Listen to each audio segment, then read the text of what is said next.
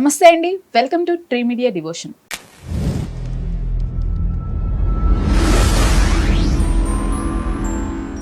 మనతో పాటు ప్రముఖ వాస్తు జ్యోతిష్య నిపుణులు, లలితాదేవి ఉపాసకులు, బ్రహ్మశ్రీ శ్రీ నానాజీ పట్నాయక్ గారు ఉన్నారు. సార్ నమస్తే. శ్రీమాత్రే నమః. సార్, శ్రీ విశ్వవసు నామ సంవత్సరంలో వృషభ రాశి వారికి ఆదాయ వ్యయాలు, అలానే రాజపూజ్య అవమానాలు ఎలా ఉండబోతున్నాయి సార్? మనకి మీరు అన్నట్టుగానే పంచాంగం తీసుకోగానే అందరూ చూసేది కూడా ఆదాయ వ్యయము రాజపూజ్య అవమానం. సో వీళ్ళకి ఆదాయం అయితే బాగుంది, 11 ఉంది, వ్యయం 5 ఉంది, కాబట్టి నో నీడ్ టు వరీ. ఇక రాజ్యపూజ్యంలో 1 రాజ్యపూజ్యం అంటే మనం మెచ్చుకునే వాళ్ళ సంఖ్య 1, అవమానించే వాళ్ళ సంఖ్య 3 ఉంది. కాబట్టి ఇది మాత్రం కొంచెం మార్చుకోవాలి. మెచ్చుకునే వాళ్ళ సంఖ్య పెరగాలి అంటే వృషభ రాశి వారికి కూడా 10th లార్డ్ శని అవుతాడు. కాబట్టి 10th లార్డ్కి అంటే శని భగవానుడికి సంబంధించిన దీపారాధన చేసుకుంటే ఖచ్చితంగా రాజ్యపూజ్యం పెరిగి తీరుతుంది. అంటే ఉద్యోగ అవకాశాలు పెరుగుతాయి, అదేవిధంగా మెచ్చుకునే వాళ్ళ సంఖ్య కూడా చక్కగా పెరుగుతుంది వీరికి. ఇక అదేవిధంగా అవమానించే వారి సంఖ్య తగ్గించుకోవాలి అంటే చంద్రగ్రహ ఆరాధన చేయడము, బియ్యము దానంగా ఇవ్వడం లేదా అన్నాన్ని దానంగా ఇవ్వడం, ఎవరికైనా లేని వాళ్ళకి ఇస్తే కనుక ఖచ్చితంగా అవమానం తగ్గుతుంది వీరికి. ఇది మెయిన్గా చూసుకోవాలి. ఓకే, అంటే ఇప్పుడు ఎక్కడ చూసినా ఈ జాబ్ టెన్షన్స్, వీరి జాబ్ పరంగా అసలు వీరికి ముఖ్యంగా ఎలా ఉండబోతుంది, ఏ ఏ రంగాల్లో గ్రోత్ ఉంటుందంటారు? ఒకటి ఏంటంటే అమ్మ, వీళ్ళకి ఎంతకాలము ఉన్నటువంటి టైం అంతా కూడా 10th హౌస్లో సాటర్న్ నడిచాడు వీళ్ళకి, వృషభం వారికి. సో 10వ స్థానంలో శని సంచారం జరగడం వల్ల వీళ్ళు అనుభవించింది ఏంటంటే వర్క్లో బాగా స్ట్రెస్ అనుభవించారు. కానీ ఇప్పుడు లాభంలోకి రాబోతున్నాడు శని. అందుకని వీళ్ళు ఇక్కడ నుంచి జాబ్ ఒకటే కాకుండా బిజినెస్ గ్రోత్స్ అనేవి ఇస్తాడు, లాభంలో అధిక గ్రహాలు ఉన్నందుకు అండ్ లాభంలో శని వచ్చినందుకు, ఒక రకంగా చెప్పాలంటే. సో ఖచ్చితంగా డెవలప్మెంట్స్ అనేది వీళ్ళు ఎక్స్పెక్ట్ చేయొచ్చు, ఉన్నాయి కూడా. కాకపోతే 2లో కుజుడు ఉన్నందుకు కొంచెం కుటుంబ సభ్యులు, కుటుంబ వ్యవహారాలు, ఈ విషయాల్లో కొంత స్ట్రెస్ ఉంటుంది. అదొక్కటి కొంచెం చూసుకోవాలి. బట్ వీళ్ళకి ఈ సంవత్సరం మాత్రం గ్యారంటీగా గ్రోత్ అయితే ఉంది జాబ్స్ పరంగా. బిజినెస్లు చేసుకోవాలి అనుకుంటే సర్వసాధారణంగా వీళ్ళకి ఏంటంటే ఏదైనా మీడియేటింగ్ చేసేవి, మధ్యవర్తిత్వంగా ఉండేవి ఉంటాయి చూసారు, అట్లాంటివి వీళ్ళకి చాలా మటుకు గ్రోత్ ఉంటుంది. బట్ వీళ్ళ పర్సనల్ చార్ట్లో ఏదుందో చూసుకొని ముందుకు వెళ్ళడం ఇంకా మంచిది. ముఖ్యంగా ఫినాన్స్ విషయాల్లో సార్ ఏ ఏ రంగాల్లో పెట్టుబడి పెడితే బాగుంటుందంటారు? అసలు వీరికి కలిసి వస్తుందా? వీళ్ళు ఎప్పుడు కూడా అమ్మ లాంగ్ టర్మ్గా ఉండేవి వీళ్ళకి బాగా కలిసి వస్తుంది, గుర్తుపెట్టుకోండి. ఫైనాన్స్ లేదా వీళ్ళకి ఎక్కువగా ఏంటంటే వీళ్ళు ఒక దాని మీద పెట్టడం కాకుండా అడ్వైజెస్ ఇస్తారు చూసారు, మీరు ఇందులో పెట్టండి వస్తుందని, అట్లా వీళ్ళకి డబ్బులు ఎక్కువగా వస్తాయి. ఎందుకంటే 5th అండ్ 2nd లార్డ్ బుధుడు కాబట్టి. అయితే ముఖ్యంగా రాహుకేతువులు, అలానే శని, గురువులు మారుతూ ఉంటారు సార్ ఈ 4. వాటి ప్రభావం ఈ రాశి వారి పైన ఎలా ఉండబోతుంది సార్? వీళ్ళకి యాక్చువల్గా ఇప్పుడు కేతు 5లో ఉన్నాడండి. సో కేతు పంచమంలో ఉన్నంతకాలం సహజంగా వీళ్ళకి రాజకీయ నాయకులకు కానీ, సంతానం కోసం ప్రయత్నం చేసేటువంటి వారికి కానీ ఈ సంవత్సరం గడిచిన 1 year 3 months నుంచి ఇబ్బంది పడుతూ వచ్చారు. ఈ జూన్ నుంచి మారుతాడు వీళ్ళకి విశ్వవసునామ సంవత్సరంలో.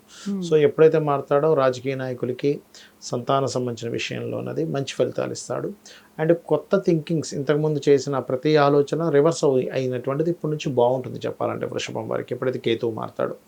ఇక రాహు విషయం కనుక తీసుకున్నట్లయితే వీళ్ళకి 11లో ఉండే రాహు ఇంతకాలము బిజినెస్లో, ఆన్లైన్ బిజినెస్లో గ్రోత్ ఇస్తాడు.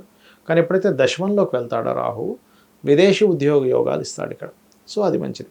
ఇక అన్నిటికంటే మేజర్గా ఇక్కడ మంచి పాత్ర పోషిస్తున్న గ్రహం గురువు అవుతాడు వీళ్ళకి, ఎందుకంటే లాభాధిపతి 2. సో లాభాధిపతి ఎప్పుడైతే 2లో ఉన్నాడో మనకు ఆదాయ వ్యయాలు కూడా 11 లాభం చూపిస్తుంది. కాబట్టి 100% వీళ్ళకి ఫినాన్షియల్ గ్రోత్ ఈ సంవత్సరం ఉంది, లాభం ఎక్కువగా ఉంది ఫైనాన్షియల్గా అనేది చూపిస్తుంది. సో ఏదో రూపంలో మీకు డబ్బులు అయితే లోటు లేకుండా గురువు మిమ్మల్ని కాపాడుతుంటాడు. ఎంత ఈ లగ్నానికి పాప అయినా కూడా అక్కడ ఇస్తున్నాడు రిజల్ట్ అనేది. అది ఇక శని అయితే మనం ఎట్లాగో దశమంలో ఉన్న శని లాభంలోకి వస్తున్నాడు కాబట్టి లాభశని మంచివాడేస్తారు సాధారణంగా. అయితే వీటన్నిటికంటే ముఖ్యంగా మీకు ఏ మహాదశ, ఏ అంతర్దశ నడుస్తుంది పర్సనల్ చార్ట్లో అనేది కూడా చూసుకోవాలి. వీరికి సార్ సంతాన విషయం కానివ్వండి, అలానే మ్యారేజ్ రిలేటెడ్ సంబంధించి ఎలాంటి ఫలితాలు ఉండబోతున్నాయి? సంతానం అంటే అమ్మ వీళ్ళు జూన్ తర్వాత నుంచి చేసే ప్రయత్నం 100% ఫలకృతం అవుతుంది.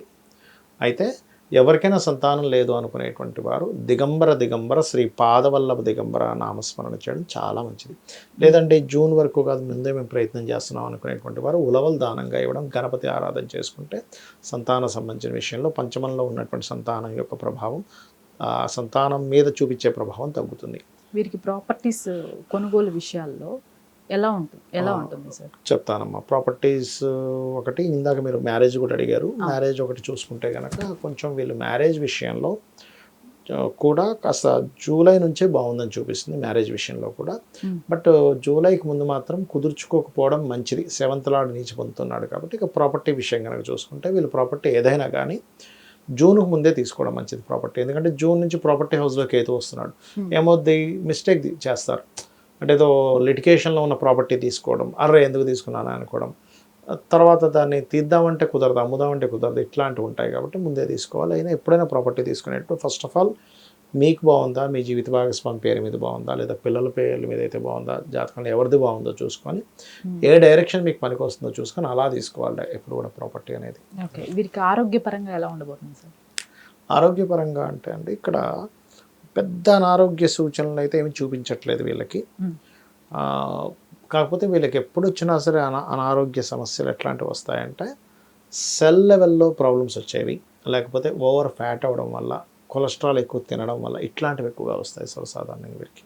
ఓకే, ముఖ్యంగా సార్ ఈ రాశి వారు చేసుకోవాల్సిన పరిహారాలు ఏవైనా ఉన్నాయా? పరిహారాలు అంటే ఒకటేనమ్మా, వీళ్ళకి ఇప్పుడు ప్రజెంట్ ఉన్న కండిషన్లో పంచమంలో కేతు ఉన్నాడు కాబట్టి ఆలోచన విధానం ఎక్కడా కూడా రాంగ్ రూట్లోకి వెళ్ళకూడదు. కాబట్టి గణపతిని ఎక్కువ ఆరాధించడం మంచిది.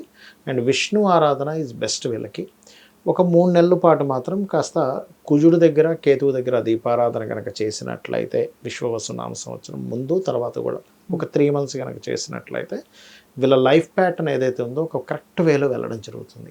సార్, శ్రీ విశ్వవసునామ సంవత్సరంలో ఈ దేశకాల పరిస్థితులు ఎలా ఉండబోతున్నాయి? ఒకటమ్మా, ఫస్ట్ ఆఫ్ ఆల్ ఏంటంటే మనం ఒకటి మాత్రం ఖచ్చితంగా చెప్పగలం, ఏంటంటే మనకి ముందు సంవత్సరం ఏదైతే ఉందో క్రోధినామ సంవత్సరంలో జరిగినంత గొడవలు అయితే జరగవు. ఇది డ్యామ్ షూర్, పాయింట్ నెంబర్ 1. అంటే అప్పుడు చితికి మార్టికి మనం ఎక్కడ చూసినా గందరగోళాలే జరిగాయి. చూడండి, క్రోధినామ సంవత్సరం అంతా కూడా అదే. లేదా 2 వ్యక్తులు కొట్టుకోవడం, లేదా 2 దేశాలు కొట్టుకోవడం, లేదా 2 కుటుంబాలు కొట్టుకోవడం. చూశారు కదా మీరు, ఎక్కడ చూసినా కుటుంబాలు, దేశాలు, మతాలు ఇవే జరిగాయి మొత్తం కూడా. విశ్వవసునామ సంవత్సరం అంత బ్యాడ్గా ఉండదు. ఓకే, మరి ఇక్కడ ఏమిటి విశ్వవసునామ సంవత్సరం ఇచ్చేటువంటి ఫలితాలు ఏమిటి అంటే ఈ కర్మకారకుడు వెళ్ళి రాహుతో కనెక్ట్ అవుతున్నాడు. అంటే ఏమిటంటే ఇంకా ఈ టెక్నాలజీస్ ఏవైతే ఉంటాయో, ఆన్లైన్ త్రూగా చేసేవి ఏవైతే ఉంటాయో ఇవన్నీ చాలా పెరుగుతాయి. అంటే ఎట్లా పెరుగుతాయి అంటే జాబ్ రిలేటెడ్ సంబంధించిన విషయంలో ఇట్లాంటి జాబ్స్ కూడా ఉంటాయా కొత్తగా, ఆన్లైన్లో ఇలాంటి జాబ్స్ కూడా ఉంటాయా అనేటువంటిది మనం కొత్తవి చూడబోతున్నాము. రెండవది, ఇలాంటి ఫ్రాడ్స్ కూడా జరుగుతాయని కూడా చూస్తాం మనం. అసలు ఈ ఫ్రాడ్ ఎంతగా ఉందే అన్నట్టుగా చూస్తారు. మరొకటి ఏంటంటే కొన్ని దేశాలకి, ఎందుకంటే ఈ విశ్వవసునామ సంవత్సరం ప్రారంభమైనటువంటి మార్చ్ సంథింగ్ 2వ తేదీ నుంచేమో మనకి శుక్రుడు కూడా వక్రిస్తున్నాడు. యాక్చువల్గా అది April 13th వరకు ఉంటాడు శుక్రుడు వక్రగతి. దీనివల్ల ఏమవుతుందంటే ఫస్ట్ అంటే ఇంకా విశ్వవసునామ ప్రారంభం నుంచే ఇది స్టార్ట్ అయిపోతుంది, ఇంకా రాకముందు నుంచే షేర్ మార్కెటింగ్ రిలేటెడ్ సంబంధించిన విషయంలో శుక్రుడు వక్రగతి వల్ల అంటే రాబోయే విషయం చెప్తున్నా, ఊహించని రీతిలో మార్పులు వస్తాయి షేర్ మార్కెట్లో. కొన్ని దేశాలకు ఆర్థిక మాన్యం ఇస్తుంది, కొన్ని దేశాలకు, అందరికీ కాదు, కొన్నిటికి. అంటే యాక్చువల్గా ఇట్లాంటి మాట మాట్లాడకూడదు, కాకపోతే మనకి ఆస్ట్రాలజీ అనేది ఒక ప్రిడిక్షన్గానే చెప్పాలి. ఎందుకంటే మనం లాస్ట్ టైం తొక్కిసలాటల విషయంలో కూడా నేను చెప్పాను, ఇది ఒకటే కాదు ఇంకా ఇంకా ఇంకా తొక్కిసలాటలు ఉన్నాయని. యాజ్ ఇట్ ఈస్గా మనకి ఆ ట్రైన్ దగ్గర కానీ కుంభమేళాలో కానీ జరిగాయి. బట్ ఇక్కడ ఏంటంటే కొంచెం కొన్ని నిర్ణయాలు, గవర్నమెంట్ తీసుకునే నిర్ణయాల వల్ల, కొన్ని చేంజెస్ వల్ల కొన్ని కల్లోలాలు జరిగేటువంటి ఛాన్సెస్ ఉంటాయి, కొన్ని కలహాలు లాంటివి. అట్లాగే పీఠాధిపతులు, గురుస్థానాల్లో ఉండేవాళ్ళు కొంచెం ఈ విశ్వవసునామ సంవత్సరం ప్రారంభంలో ఒక 3 నెలలు జాగ్రత్తగా ఉండాలి. ఎందుకంటే శని రాహులు మీన రాశిలో కలుస్తున్నాయి. ఓకే, సో అందుకని ఒకటి జాగ్రత్తగా ఉండాలి. రెండవది ఏంటంటే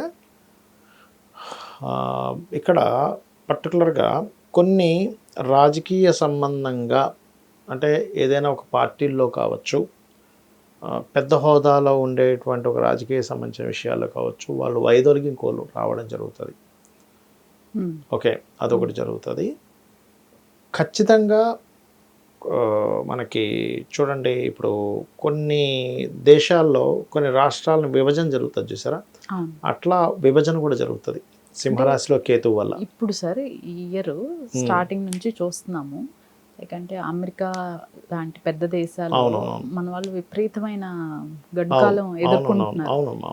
ఈ పరిస్థితి ఇంకా ఇప్పుడు మీరు చెప్పినట్లు ఈ సంవత్సరం అంతా ఉండబోతుంది అంటారా? ఉంటుంది. కాకపోతే జాబ్ రిలేటెడ్ సంబంధించిన విషయంలో వేరే ఇంకొన్ని దేశాలు ఇప్పుడు అమెరికా మీద ఎగబడినట్టుగా, అంటే అమెరికాకి వెళ్ళి ఎట్లయితే సెటిల్ అయ్యారు జనాలు, కొత్త దేశాలకు వెళ్ళి సెటిల్ అవ్వడం కూడా జరుగుతుంది. ఓకే.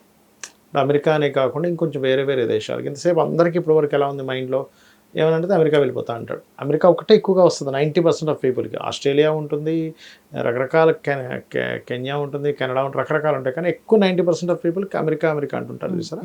అలా కాకుండా ఇంకా వేరే దేశాలకి మార్పులు చెందేటువంటివి కూడా చాలా పెరుగుతాయి. బికాజ్ ఆఫ్ ఈ జాబ్ సంబంధించిన విషయాల వల్ల మెయిన్గా అమెరికా కంటే కూడా వేరే దేశాలకి ప్రాచుర్యం పెరగడము ఇట్లాంటివి జరుగుతుంది. అమెరికా ఒక రకంగా చెప్పాలంటే ఈ శని రాహువుల కలయిక వల్ల అమెరికా ఆర్థిక సంబంధించిన విషయాల్లో కొంత ఇబ్బంది పడతాది అని చూపిస్తుంది ఇక్కడ. ధన్యవాదాలు. శ్రీమాత్రే నమః.